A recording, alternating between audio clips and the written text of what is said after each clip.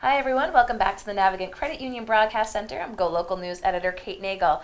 Happy Halloween. Thanks for joining us for the 4 o'clock News and Politics Hour. I'd like to welcome back a guest who kicked off her campaign with us, Diane Dee Dee Whitman, candidate for Mayor of Providence. Thank you for joining us today. Thank you for having me. It's certainly been a busy few weeks and a busy 24 hours, just coming fresh off of a debate with incumbent Mayor Jorge Elorza.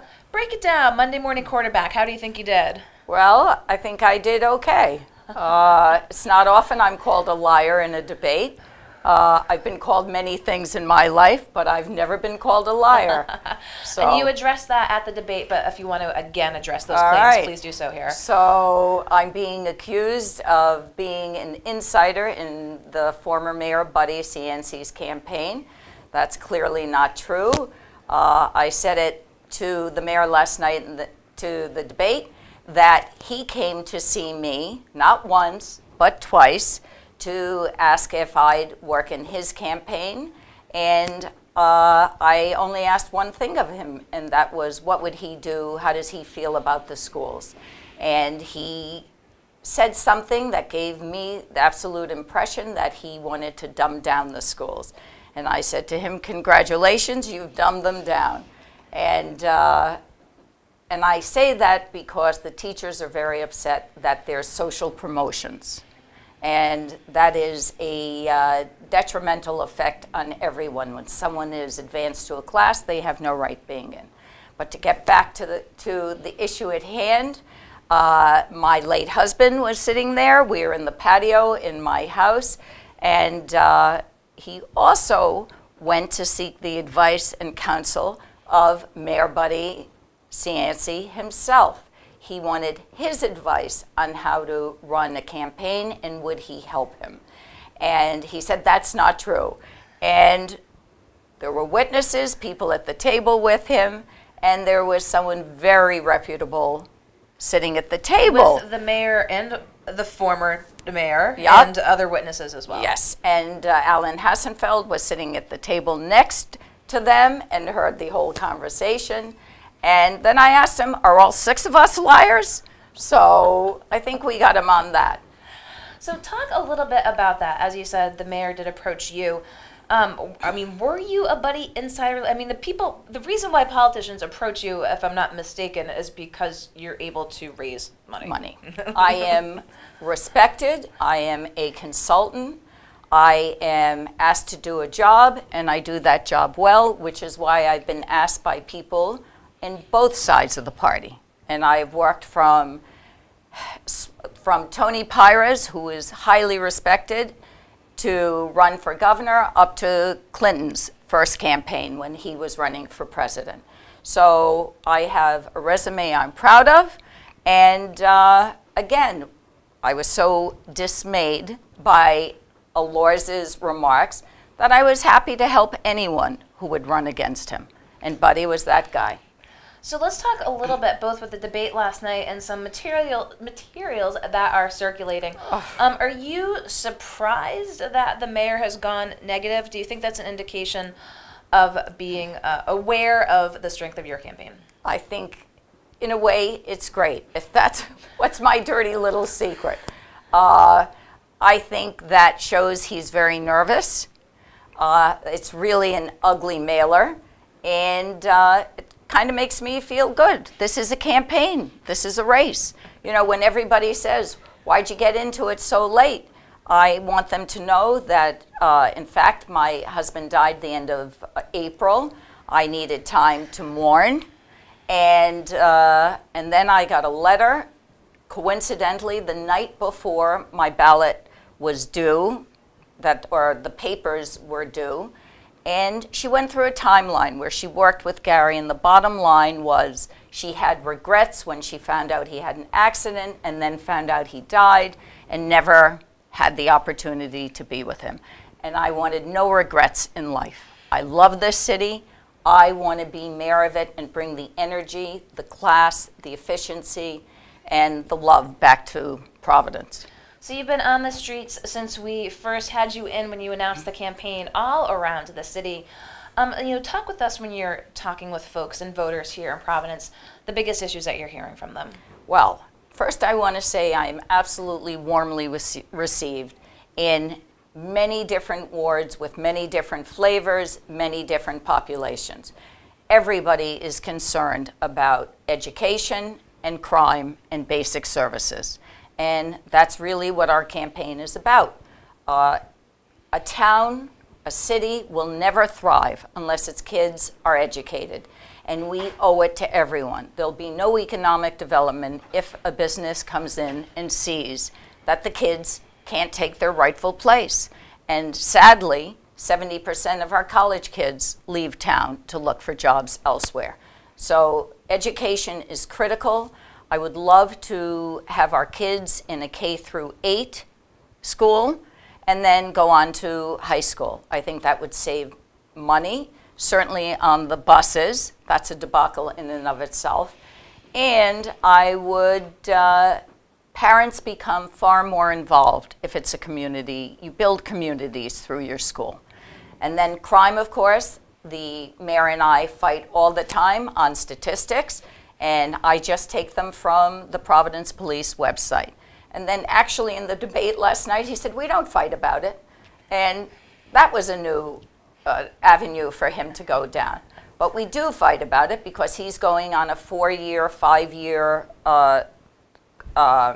listing of statistics, and we're going on the year-to-date and the week. So not the week. Not the smoothing. No. So it's not good. And at the end of the day, if you're a victim of a crime, you're a victim of a crime, and you're not happy. Let's talk a little bit about that crime issue. You've advocated on the campaign that you want to increase that police force number being down roughly 100 officers. Talk about rectifying the current administration talking about having a surplus and balancing the need for increased public safety, because clearly there's a price tag associated with that as well. Of course, there's a price tag associated with everything. So he is, let me tell you this, because of his posture and advertising and pandering on sanctuary cities, of which there is no such thing. There's no federal guidelines. There's no statute that says you're a sanctuary city. We are going to lose $650,000 in grants from the federal government. We lost $250 last year, and we're at risk of losing another $250 from the Justice Assistance Grant, and then another $150 from another federal entity. And that went to pay for half the overtime of the police because they're down. I would do, first day in, you have to do an audit of every city department. You would do an internal audit and you do an external audit. His $9 million surplus, smoke and mirrors to me. You know, you only have to make a budget work for an hour. And let me say this, there are probably a lot of people not being paid while the advertising's going out on this $9 million budget surplus. So let's talk a little bit about that public safety. You got the endorsement from the Fraternal Order of Police here in Providence. When you sat down with them and you talked with them, what were their biggest concerns? Is it the number? Is it more than that?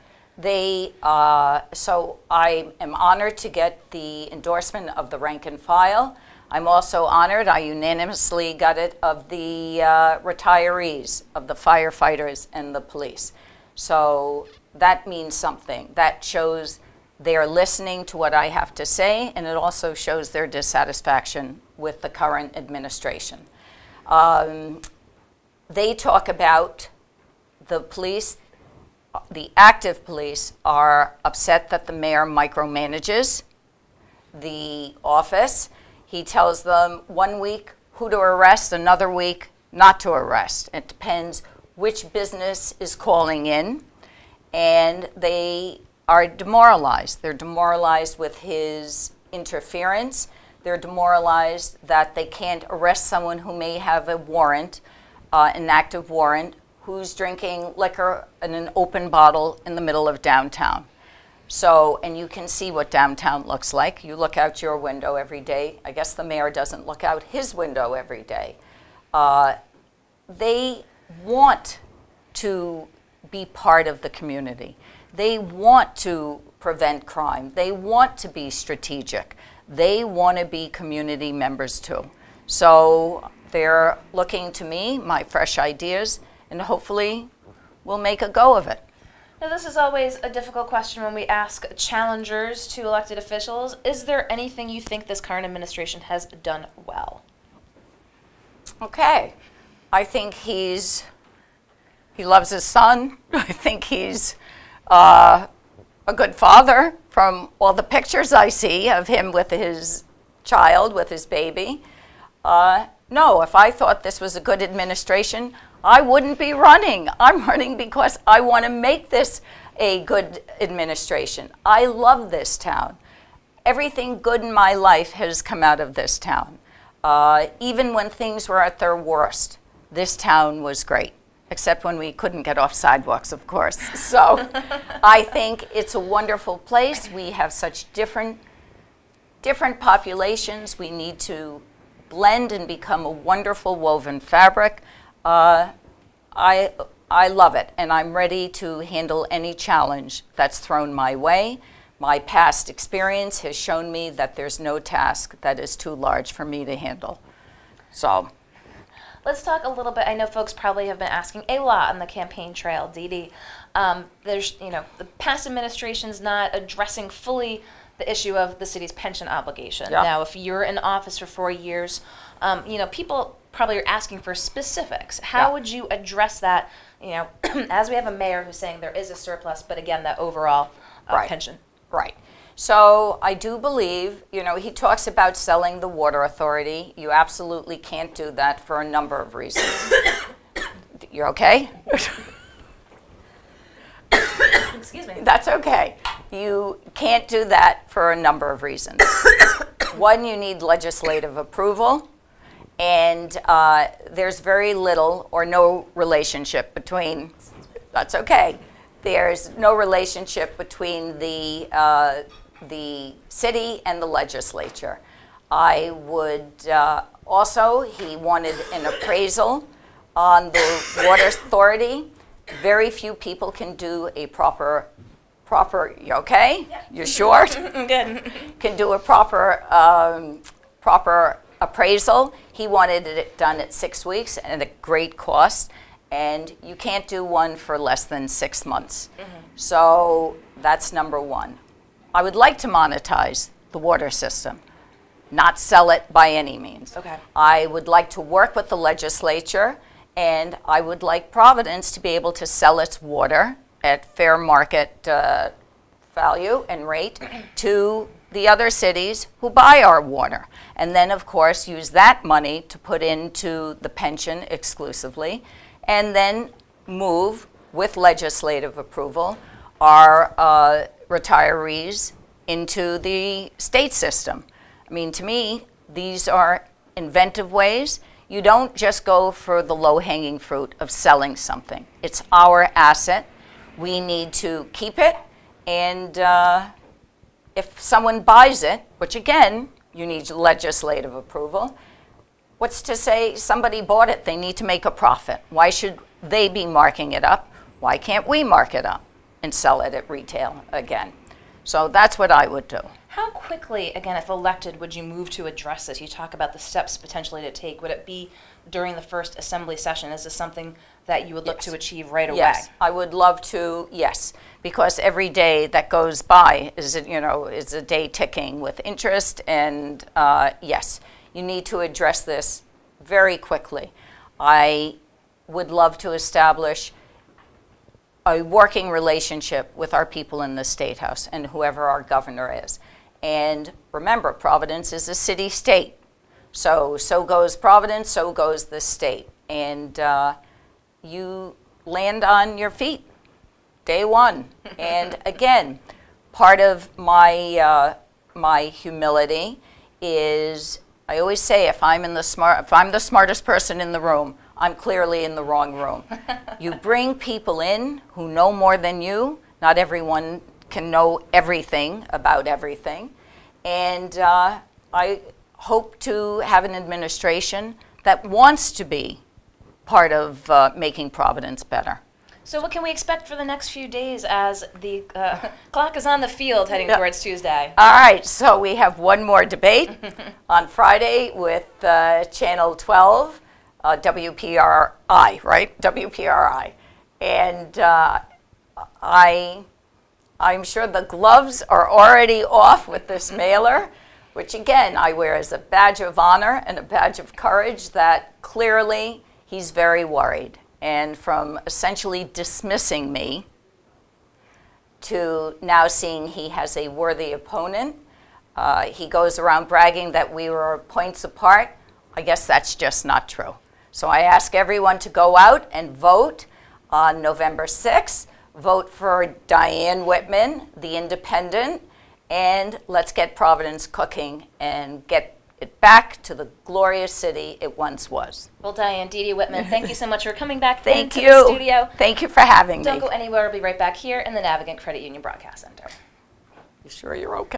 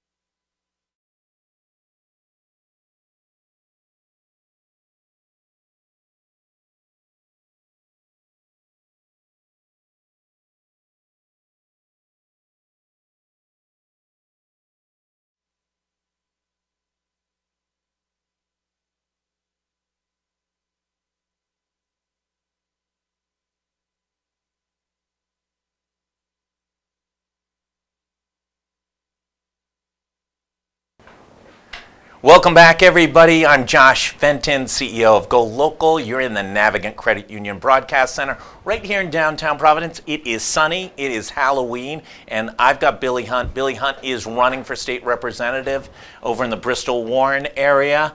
The mixture of the East Bay, coastal towns, thriving dramatically. I mean, Bristol and Warren are red hot. Used to go down there 10 years ago, and both towns' main streets were virtually ghost towns, and now they're they're posh. Is posh the right word for the eclectic collection of retailers? It is definitely interesting what's going on down there. The restaurant scene in Bristol and Warren, especially Warren as of late, is fantastic. Yeah. Anybody that wants to take a 20-minute drive out of Providence and head down there, please do. There's some great restaurants. My favorite, I would have to say, is the Square Peg down in Warren, so for sure. So, yeah, we go down there regularly, especially sit by the water. It's great. And you don't always have to go all the way down to Newport coming from Providence. Parking too. We don't have that in Providence. No, in no. Providence, we want to tax the bejesus out of you. You're running as a libertarian. Yes, sir. And for the average person who doesn't know what a librarian is, I just tease you. We were talking about it before, that when you go door to door, sometimes people mix up, can't quite hear, don't know what a libertarian is. It is not a librarian. No, okay. Give us a little overview of what sort of the philosophy of the party is. Sure. Well, the Libertarian Party is the third largest political party. We were started back in the 70s, and quite frankly, we are like what I like to say is the best of both political parties, the Republicans and the Democrats. Sure. We agree with a lot of the Democrats, typically on a lot of the social issues, and we do agree with a lot of the Republicans, and again, the cliche on a lot of the conservative issues on the fiscal conservative nature of things. We are the party of principle, so every single platform on the Libertarian National Platform is very well spelled out, and we actually debate it and we talk about it all the time at our national conventions, and we're talking about commas, specific issues that need to be addressed, that we make sure that we agree as a party, and we adhere to those principles as libertarians. Former Massachusetts Governor Bill Weld, he was kind of liberal, then he ran for the U.S. Senate against John Kerry back in the day. Kind of a moderate Republican in the kind of the John Chafee mode, is now a leader in the Libertarian Party. He sort of moved out of Republicanism and gone to the Libertarians. Is that who the party is now kind of attracting? People who are kind of fed up with the polarization of the two political parties, and they're moving over towards taking active role in the Libertarian Party? Well, that's a misconception, actually, is that a lot of people think that we're just light Republicans.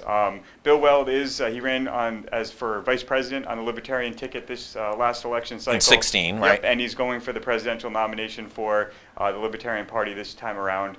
But getting back to the point, we're getting a lot of both Republicans who, on issues like gay marriage and immigration, where they agree with us and they're coming over to the Libertarian side, and a lot of the Kennedy Democrats who are getting really fed up with the way that the progressive movement in the state is moving, and the tax and spend liberals that are taking over not only this state but a lot of the states in the country as a whole. You ran previously. Yes. How'd you do? I did great, I think. I ran my entire campaign in 2016 and earned I ran it on $2,000 and earned 38% of the vote for a first-time candidate as the librarian. Right. And I ran against the House Deputy Majority Leader, Ken Marshall, right. Who actually... Well-established guy down in the East Bay. Yeah, well-established, has very good name recognition. He had spent 21 years, he retired this election cycle, spent 21 years between town council and the state legislature. And one of the reasons why you guys were kind enough to have me on is he was one of the people that just came out as of last night and signed a bipartisan letter of endorsement for my campaign. So my opponent from 2 years ago has endorsed me over the Democratic nominee in my race right now. So very unusual, and I wanted to jump over to that. You've gotten the endorsements of very prominent, very well-known community Republicans and Democrats in both Bristol and Warren. Very unusual situation in this day and age of, partisan extremism, which no Republican wants to be seen with a Democrat, no Democrat with a Republican. You've been able to bridge in a local community a bunch of high-profile endorsements. What's the secret of that, besides you just being a nice guy and as a librarian, writing off all those late fees. Right? Well, so I think that has a lot to do with it. I am a nice the guy. late fees. Well, the late fees, true. Yeah, right. But no, I am a nice, affable guy. I'm a respectable, upstanding member of the community. I'm a taxpayer. I'm a homeowner. I'm a small business owner. I work in the commercial insurance industry, so I deal with small businesses on a daily basis, and I see the struggles it takes to run these small businesses in our state. And quite frankly, I think what happens is that a lot of people tend to vote strictly based upon the letter that precedes the person's name on the ballot. And I think having this bipartisan endorsement of my campaign speaks very highly to me as a candidate, not only, but it also reinforces the idea that you should be voting for the individual, not for the party. We really need to get away from this political partisanship in this country. On a national level, yes, but it has been filtering down to these local races.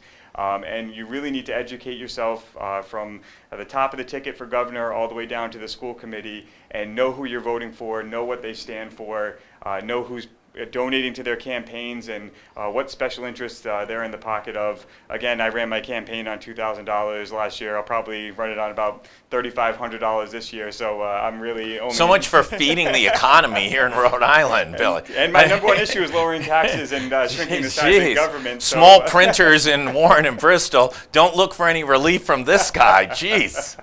Well, it's a lot of hard work, but it's like I said, fundraising is obviously not my strong suit, but I think the message is resonating, and I think, as demonstrated by the endorsement, people really like what I have to say. So I won. We were talking in the green room beforehand. I was on the Providence City Council, probably before you were born. And when I got elected as an independent, I was the only independent of the 15 members of the City Council. My caucuses were often held in phone booths during half times of Providence College games. They were very intimate.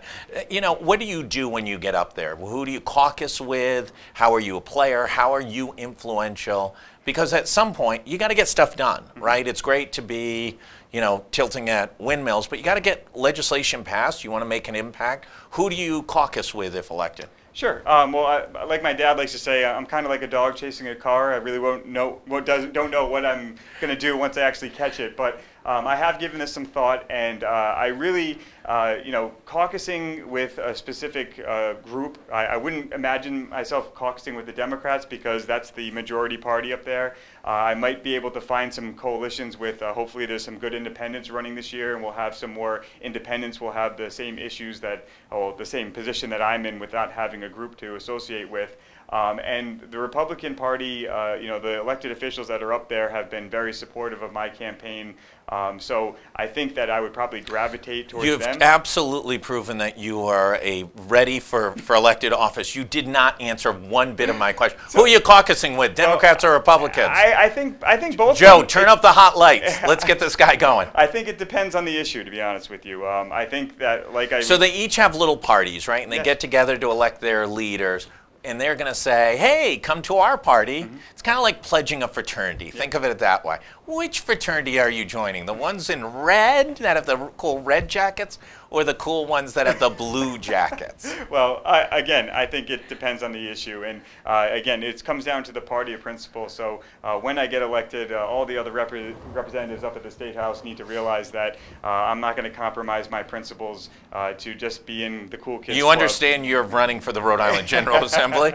Hey, you know what? It's something that, I ran on this, that it needs to change up there. Having a third party, even independents up at the State House, would give a little bit of a perspective to the members up there and allow them to, really think about their positions and see if there's, a compromise that can be had, and not this just vitriol and animosity between the two main parties that are up there. This week it came out that Speaker Mattiello, WPRI, had a story, I think, that there was an incident of sexual harassment by Senate Judiciary Committee Chair Cale Keeble against another representative, Kazarian from East Providence, right up the road from you, from Bristol Warren.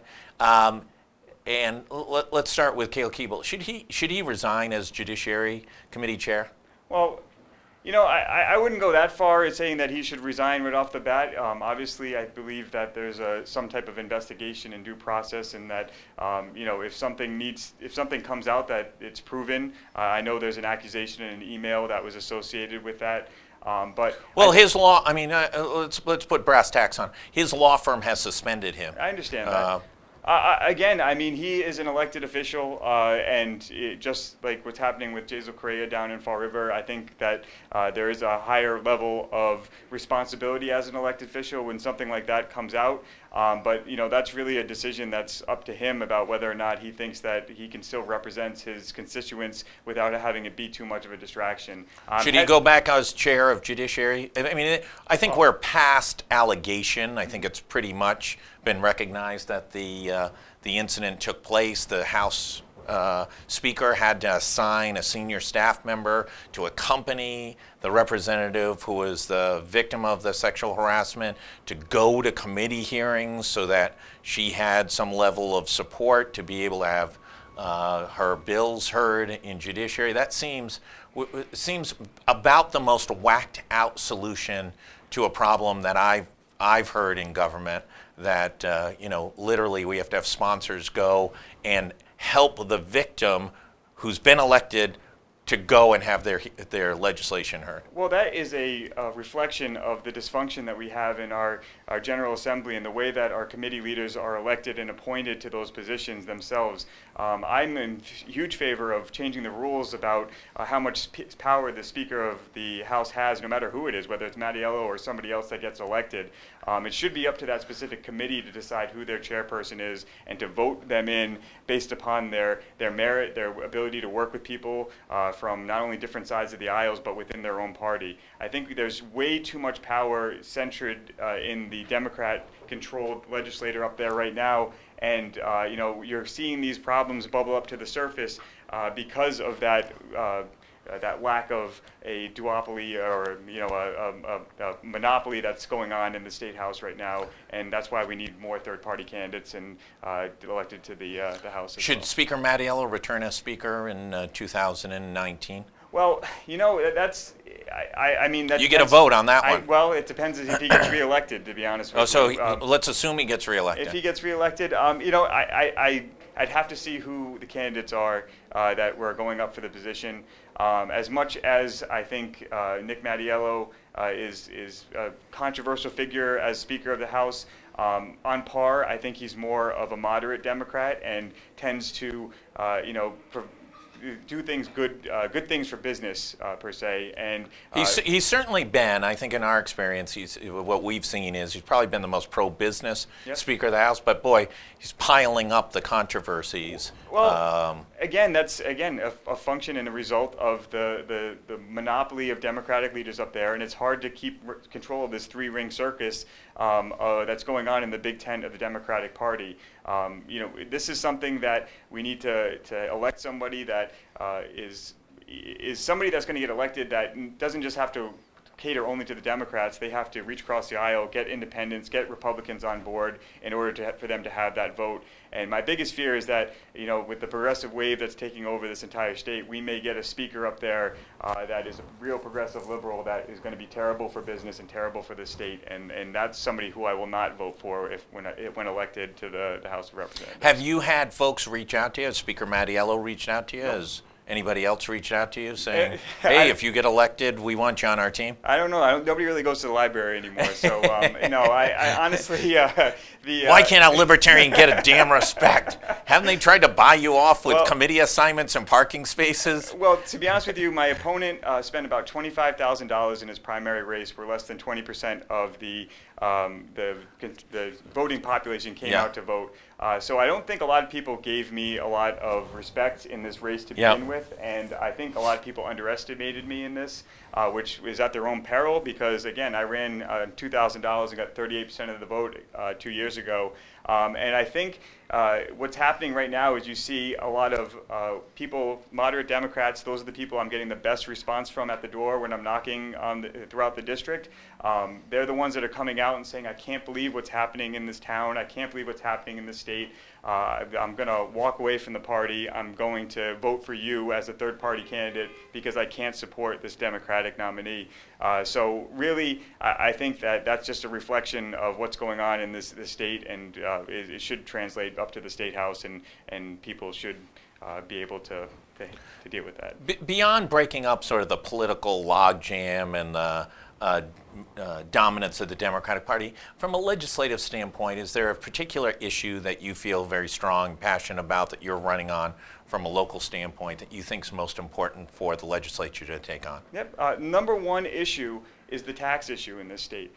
We have the highest tax burden in both corporate taxes and personal taxes. Our personal taxes are about 27% higher than the national average, for state and local taxes for an effective rate. So when you're deciding where you're going to live, having that tax burden is a huge issue. I met a constituent. So we have a rule, though. We have a rule that if you come on GoLocal and you say, I'm going to cut taxes, what are you going to cut in expenditures? Of course. Well, there's a ton of waste and expense that's going on. Give me one. Well, we need to audit the state budget, and we need to see the waste and fraud that are going on in all these departments.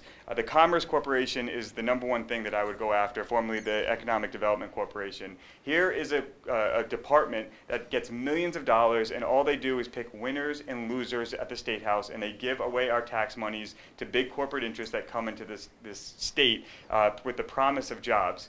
And what we have is a huge organization that has a huge bureaucracy of people that all are getting full salaries, paid extremely well, the best and the brightest, as the governor likes to say. Yeah. They have full benefits, and they're giving away millions of dollars in tax dollars. Instead of going ahead and picking winners and losers, like I said, and having them give money to their friends and their special interests, why don't we just eliminate the whole entire department and cut the corporate tax rate by a factor across the board for everyone, for the Commerce Department to be shut down? Commerce out, tax cuts in, Yes, correct? of course, okay. yeah. And I appreciate that, because a lot of time folks come on and say, waste and fraud, waste and fraud. Okay, where's the waste and where's the fraud? And let's get at it. Another one that I always like to harp on is the pet services tax. So 80% of people in this state and in the country tend to own pets. Yeah. In the state, the Chafee administration instituted a 7% pet services tax. Now, I bring my rescue dog Penny to doggy daycare once a week. We board her when we go on vacation. She gets groomed once a month. And the state is taking 7% of that pet service tax, which makes businesses that run those pet services, those small business owners that are the salt of the earth, it makes them uncompetitive with their. We live in Bristol and Warren, Massachusetts. You can go right across the line. Right across the line, and they're going to have to cut their prices by 7% in order to compete with them. Not only that, but in order to comply with the sales tax, these small business owners are forced to be tax collectors for the state. They have to go ahead and collect these taxes, then report and pay the sales tax back to the state on a monthly basis, because the state can't wait to get their revenue in the general fund. Can you imagine the taxes? If you're a cat and you've got 9 lives, you got birth, death, and taxes times 9. Times 9. Yeah. What's 9 times 7? I can't even do the math here. Listen, Billy, I want to thank you so much for coming in. Congratulations on pulling together bipartisan support. Pleasure having you on and hearing your perspective, and appreciate all the honest answers here on GoLocal Live. I want to thank everybody for tuning in. Laura Fonso's great show with some of the best drink makers around town. Dee Dee Whitman, who was on earlier, and Billy Hunt, candidate for state representatives in Bristol Warren. I want to thank everybody for tuning in. The Navigant Credit Union Broadcast Center. Stay tuned. We're around the clock. We're always updating on GoLocal. We'll see you back tomorrow afternoon on GoLocal Live. Thanks, everybody.